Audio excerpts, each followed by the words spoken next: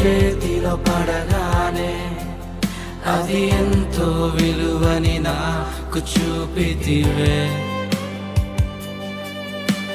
జీవమే లేని నాలోని జీవమును నింపుటకు నీ జీవితాన్నే తారబోసితివే. నీది శాశ్వత